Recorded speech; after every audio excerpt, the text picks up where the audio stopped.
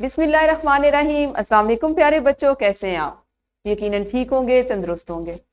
प्यारे बच्चों, जैसा कि आप जानते हैं हम पढ़ रहे हैं उर्दू और जमात है हमारी स्वयं, सबक नंबर 14 और इसको हमने आज पहले हिस्से में पढ़ना है। आप जानते हैं ना हमारे सबक नंबर 14 का उन्वान क्या है?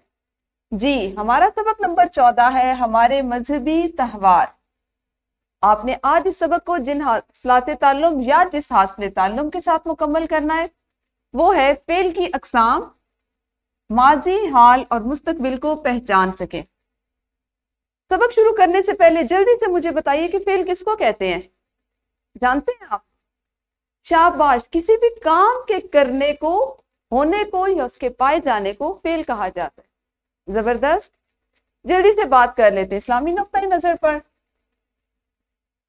चांद रात, इबादत की रात।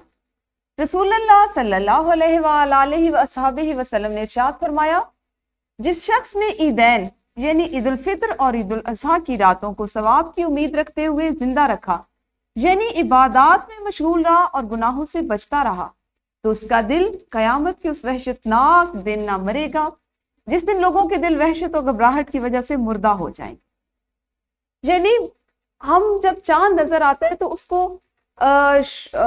शुगल में, मेले में, शोर में, उसमें ना सिर्फ उड़ा दे बल्कि उस रात भी इबादत पूरी करें।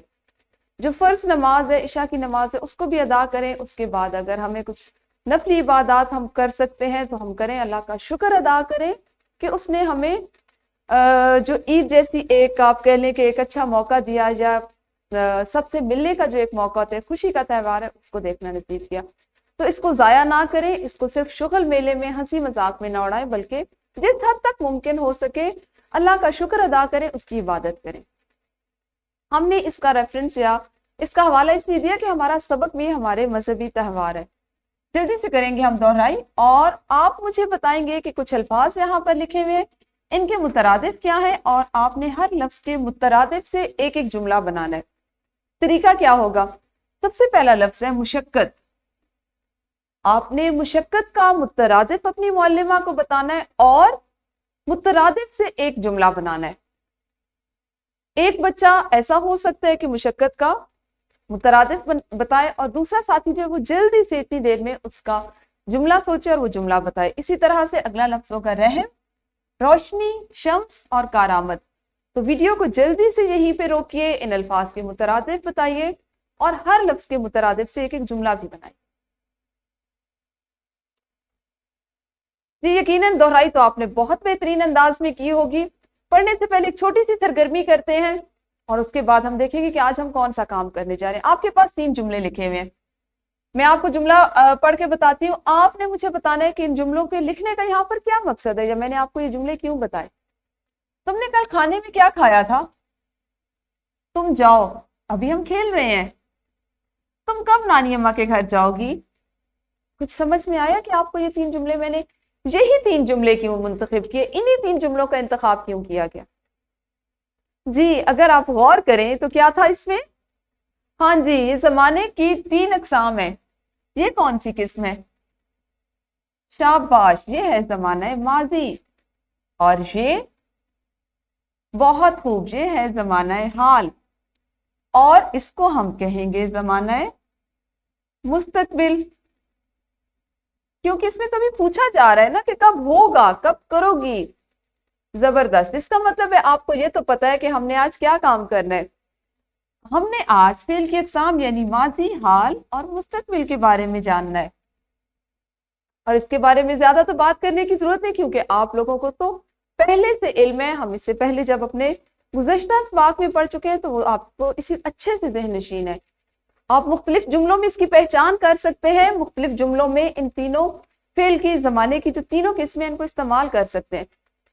ठीक है, तो आपको मैं मजीद याद दिलाती चलूं कि इस कायदे के बारे में, यानी फेल की तीनों अकसाम के बारे में आपने सबक नंबर 3 की पहली वीडियो में तफसील से पढ़ा है। अगर आप में से, वैसे तो मुझे आप लोगों से ये 3 जुमले पूछ के अंदाजा हो गया कि आपको माशाल्लाह बहुत अच्छे से इसकी समझ आ चुकी है, लेकिन अगर फिर भी कोई बच्चा जमात में नया या किसी को अभी से अच्छे से समझ नहीं आई, वो चाहता है कि मजीद इसको अच्छे से समझ ले, तो वो सबक नंबर 3 की जो पहली वीडियो है उसको देख के दोबारा से दोहराई कर सकते हैं। ठीक है, हम क्या करेंगे कि हम इन्हीं पे एक सरगर्मी कर लेंगे। सरगर्मी कुछ इस तरह से है कि आपने पिछले साल कैसे ईद मनाई। गौर कीजिए, पिछले साल, जब हम पिछले साल की बात करेंगे तो हम कौन से जमाने की बात कर रहे हैं जी? पिछले साल की बात करेंगे तो जमाना माजी होगा, ऐसा ही है ना? शाबाश। यहाँ पे आपने था, थी और थे का इस्तेमाल करना है। कैसे आने वाले सालों में आप किस तरह ईद मनाना चाहते हैं? जब आने वाले सालों की बात होगी तो कौन सा जमाना इस्तेमाल करके जुमले लिखेंगे जी? जमाना मुस्तकबिल। और जमाना मुस्तकबिल की क्या पहचान है? हाँ जी, गा, गी और गे। आपने जमाना माजी और जमाना मुस्तकबिल के 5-5 जुमलों में बताना है। ठीक है, 5 जुमले आप लिखेंगे कि आपने पिछले सालों में किस तरह से ईद मनाई है। 5 जुमलों में बताएंगे कि आप क्या सोचते हैं कि आप आने वाले साल में, अगले साल में ईद किस तरह मनाना चाहते हैं। वीडियो को रोकिए और अच्छे से अंदाज में सरगर्मी को कीजिए।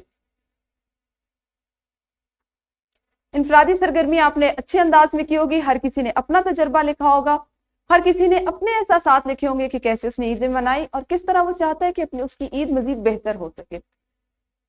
जल्दी से कीजिए ग्रोही सरगर्मी। ग्रोही सरगर्मी इस तरह है कि 3-3 के ग्रोह में काम करें।